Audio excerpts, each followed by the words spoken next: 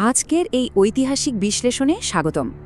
একবার কল্পনা করা যাক, আধুনিক তুরস্কের দক্ষিণ পূর্ব দিকে, ঠিক টোরাস পর্বতমালার একটা বেশ দুর্গম অংশে, সমুদ্রপৃষ্ঠ থেকে প্রায় ৭,০০০ ফুট উঁচুতে একটা বিশাল পাহাড়ের চূড়া দাঁড়িয়ে আছে।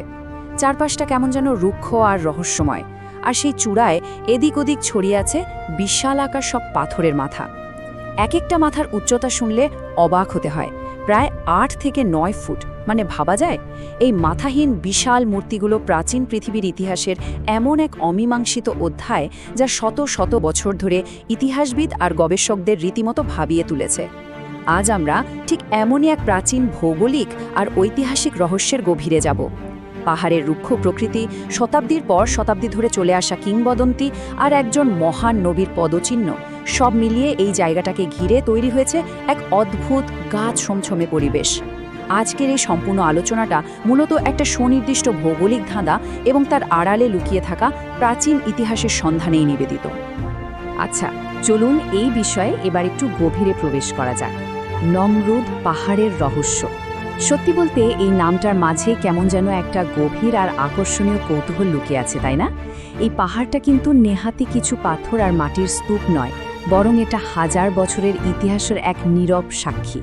ইতিহাসের পাতা উল্টালে দেখা যায় এই নির্দিষ্ট জায়গাটাকে ঘিরে অসংখ্য প্রাচীন গল্প আর মিথ ডালপালা মেলেছে। বিশেষ করে প্রাচীন মেসোপটেমিয়ার সভ্যতার এক প্রতাপশালী আর অত্যাচারী শাসকের নাম জড়িয়ে আছে এর সাথে। তিনি হলেন নমরুদ। লোককথায় নমরুদ হলেন সেই অহংকারী রাজা যিনি নিজেকে ঈশ্বর দাবি করেছিলেন। এখানকার এই কয়েক টন ওজনের বিশাল বিশাল মূর্তিগুলোকে স্থানীয় মানুষজন নমরুদের তৈরি মূর্তি বা খোদ নমরুদেরই প্রতিমূর্তি বলে মনে করে। কিন্তু এখানে একটা ভীষণ চমকপ্রদ তথ্য আছে। এই যে বিশাল মূর্তিগুলোর মাথা মাটিতে পড়ে আছে, এগুলো কিন্তু কোনো মানুষের হামলায় বা যুদ্ধে ধ্বংস হয়নি, বরং শতাব্দীর পর শতাব্দী ধরে এই অঞ্চলে ঘটে যাওয়া একের পর এক শক্তিশালী ভূমিকম্পের কারণেই মূলত মাথাগুলোর শরীর থেকে বিচ্ছিন্ন হয়ে পাহাড়ের ঢালে লুটিয়ে পড়েছে। প্রত্নতাত্ত্বিকদের কাছে জায়গাটা এক বিশাল কৌতূহলের কেন্দ্রবিন্দু, কারণ এখানকার প্রতিটি পাথরখণ্ড অতীতের কোনো এক সুবিশাল সাম্রাজ্যের স্মৃতি বুকে ধারণ করে আছে। তাহলে এখানকার সবচেয়ে গুরুত্বপূর্ণ বিষয়টা হলো হজরত ইব্রাহিম আলাইহিস সালামের রেখে যাওয়া সেই সুবিশাল ঐতিহাসিক, ভৌগোলিক আর আধ্যাত্মিক উত্তরাধিকারকে কেবল একটি নির্দিষ্ট পাহাড় বা ধ্বংসাবশেষের গণ্ডিতে আটকে রাখাটা কতটা যুক্তিসঙ্গত।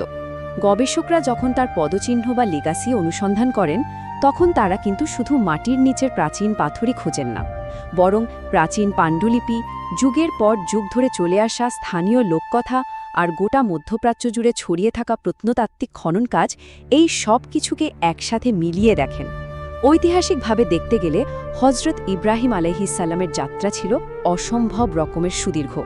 প্রাচীন উর শহর, মানে বর্তমানের ইরাক থেকে শুরু করে তুরস্কের হারান, সেখান থেকে কেনান, মিশর এবং শেষ পর্যন্ত পবিত্র মক্কা, এতটা বিশাল অঞ্চল জুড়ে তার পদচারণা বিস্তৃত ছিল। তার এই একেশ্বরবাদী সংগ্রাম সমগ্র মানব ইতিহাসে এক অভাবনীয় প্রভাব ফেলেছিল। তাই কোনো একটা নির্দিষ্ট স্থান লোকমুখে যতই বিখ্যাত বা রহস্যময় হোক না কেন, সেটাকে চূড়ান্ত ঐতিহাসিক সত্য হিসেবে মেনে নেওয়ার আগে সম্পূর্ণ নিরপেক্ষ আর বৈজ্ঞানিক বিশ্লেষণের প্রয়োজন হয়। এই অনুসন্ধান প্রক্রিয়ায় সেই সময়কার সমাজ ব্যবস্থা, মানুষের জীবনযাপন আর ধর্মতাত্ত্বিক প্রভাবের সুস্পষ্ট প্রমাণগুলোকে খুব গভীরভাবে খতিয়ে দেখা হয়। এখন এই পুরো বিষয়টার মধ্যে সবচেয়ে কৌতূহলোদ্দীপক দিকটা হলো দুটো সম্পূর্ণ ভিন্ন ধারণার মধ্যে এক ঐতিহাসিক সংঘাত। একদিকে রয়েছে নমরুদের মূর্তি বা স্থানীয় লোককথায় প্রচলিত প্রাচীন সব মিথ, আর অন্যদিকে রয়েছেন হজরত ইব্রাহিম আলাইহিমের মহান উত্তরাধিকার, যিনি ছিলেন মূর্তি পূজার ঘোর বিরোধী এবং একেশ্বরবাদের অটল প্রতীক। ইতিহাস ঘাটলে একটা আক্ষরিক অর্থেই চমকে দেওয়ার মতো তথ্য বেরিয়ে আসে। প্রত্নতাত্ত্বিক আর ঐতিহাসিক প্রমাণ বলছে তুরস্কের এই নমরুদ পাহাড়ের মূর্তিগুলো আসলে নমরুদের তৈরিই নয়। হ্যাঁ, ঠিকই শুনছেন, এগুলো নির্মাণ করেছিলেন কোমাজিন রাজ্যের হেলেনিস্টিক যুগের রাজা প্রথম অ্যান্টিওকাস, খ্রিস্টপূর্ব প্রথম শতাব্দীতে। এই রাজা নিজেকে দেবতা মনে করতেন, আর তাই প্রাচীন দেবতাদের সাথে নিজের এই বিশাল মূর্তিগুলো স্থাপন করেছিলেন। অথচ হজরত ইব্রাহিম আলাইহিমের সময়কাল এরও হাজার হাজার বছর আগের, মানে ঐতিহাসিক সময়রেখার একটা বিশাল ব্যবধান বা ক্রোনোলজিক্যাল মিসম্যাচ রয়েছে এখানে। আসলে হয় কি, লোকমুখে প্রচলিত গল্পগুলো অনেক সময় সময়ের গণ্ডি পেরিয়ে ঐতিহাসিক ঘটনাগুলোকে একটু অতিরঞ্জিত করে তোলে আর সম্পূর্ণ ভিন্ন ভিন্ন যুগের ঘটনাকে একসাথে মিলিয়ে দেয়। আর সত্যি বলতে এই কালানুক্রমিক দ্বন্দ্বটাই মূলত ইতিহাস অনুসন্ধানকে আরও অনেক বেশি রোমাঞ্চকর করে তোলে। আর এটা খুব চমৎকারভাবেই প্রমাণ করে যে কেন এই প্রাচীন নিদর্শনের ভৌগোলিক পদচিহ্ন অনুসন্ধান করাটা এতটা গুরুত্বপূর্ণ। ইতিহাস আর ইসলামী ঐতিহ্যে যারা অনুরাগী, তাদের কাছে এটা তো কেবল একটা পুরনো গল্প শোনা নয়, বরং এটা হলো মানুষের বিশ্বাসের একেবারে শেকড় খোঁজার এক নিরন্তর যাত্রা। বর্তমানে যখন প্রত্নতাত্ত্বিকরা অত্যাধুনিক সব প্রযুক্তি, যেমন ধরুন carbon dating, ground penetrating radar বা এপিগ্রাফি ব্যবহার করেন, তখন তা ইতিহাসকে সম্পূর্ণ নতুন একটা আলোয় দেখতে সাহায্য করে। একটা মাত্র ছোট শিলালিপি বা মাটির পাত্রের আবিষ্কারও শতাব্দীর পর শতাব্দী ধরে প্রচলিত কোনো মিথকে নিমেষেই ভেঙে দিতে পারে, অথবা প্রাচীন কোনো ধর্মগ্রন্থের বর্ণনার ঐতিহাসিক সত্যতাকে নিশ্চিত করতে পারে। যখন এটা জানা যায় যে পাহাড়ের চূড়ার ওই মূর্তিগুলো আসলে এক অহংকারী রাজার তৈরি সমাধিসৌধের অংশ মাত্র, তখন তা ইব্রাহিম আলাইহিসসালামের মূর্তিপূজা বিরোধী সংগ্রামের মূল ধারণাকে আরও অনেক বেশি প্রাসঙ্গিক করে তোলে। এই ধরনের বৈজ্ঞানিক অনুসন্ধান আসলে আমাদের চোখে আঙ্গুল দিয়ে দেখিয়ে দেয় যে ইতিহাস শুধু ধুলো পড়া বইয়ের পাতায় সীমাবদ্ধ থাকে না। পৃথিবীর আনাচে কানাচে, দুর্গম পাহাড়ের চূড়ায় কিংবা মাটির গভীরেও তা লুকিয়ে থাকে, যা অতীত সংগ্রাম আর বিশ্বাসের একটা জীবন্ত চিত্র বর্তমানের সামনে এনে দাঁড়ায়।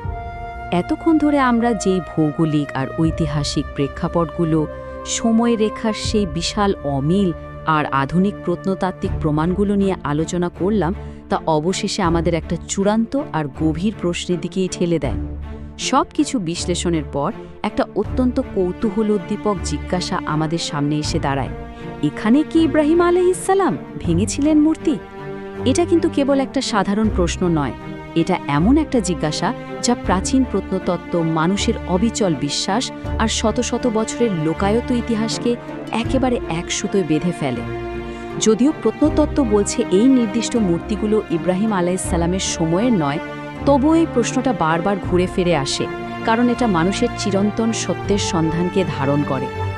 নিশ্চিত কোনো উত্তর হয়তো আজও আমাদের অজানা, কিন্তু এই প্রশ্নটাই ইতিহাসবিদ, প্রত্নতাত্ত্বিক আর জ্ঞান পিপাসুদের বারবার ফিরিয়ে নিয়ে যায় তুরস্কের সেই দুর্গম পাহাড়ের রহস্যময় চূড়ায়। সত্য আর মিথের এই বিশাল গোলকধাঁধায় অতীত রহস্যের সন্ধান আর অতীতের সাথে বর্তমানের এই সংযোগ খোঁজার চেষ্টা অনন্তকাল ধরেই হয়তো এভাবেই চলতে থাকবে।